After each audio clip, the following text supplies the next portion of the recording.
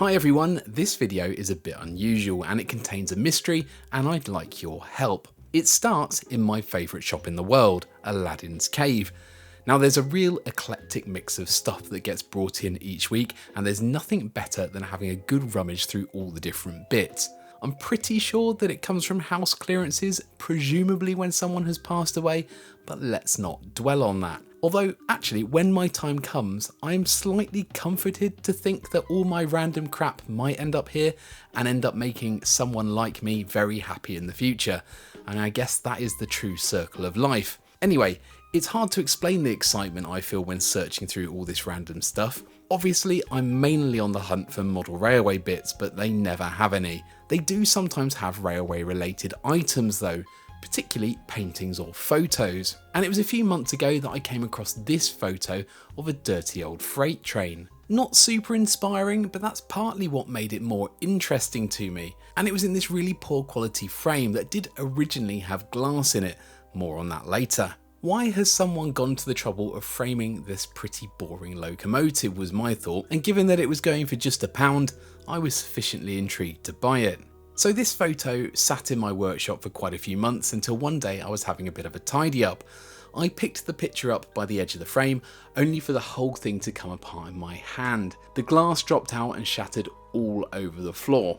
The photo of the train dropped out at the same time, but that wasn't the only image laying amongst the smashed glass. Staring back up at me was this lady in a military uniform. There had been another photo hidden in the frame behind the picture of the train.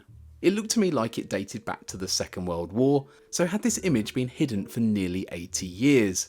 I was now really curious to find out who this person was, and I started doing some research, and there were a few clues on the photo. Firstly, the uniform. The cap badge said ATS, and I'm pretty sure this stands for Auxiliary Territorial Service. This was the service that was the women's branch of the British Army during the Second World War. It was formed in 1938, initially as a women's voluntary service, and existed until 1949 when it was merged into the Women's Royal Army Corps. So it looks like this was World War II era. And there were a couple of other clues in the form of notes, but for the life of me, I can't read them. This one looks like it says either Happy Days, E.H. Royston, or maybe Hapley Days.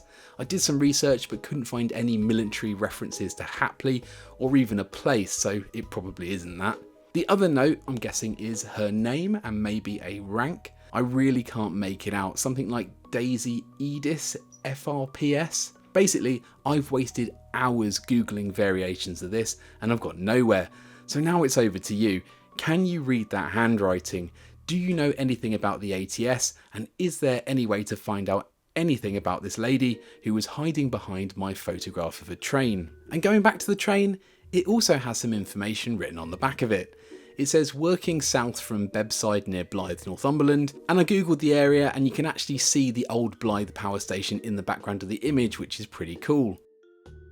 And in the corner it says it's from the Alan Stoyle collection and was taken on the 4th of July 1966, which is 59 years ago to the day that I'm actually recording this. I wonder why this image was so important to the owner that they decided to have it framed. Were they driving it or something?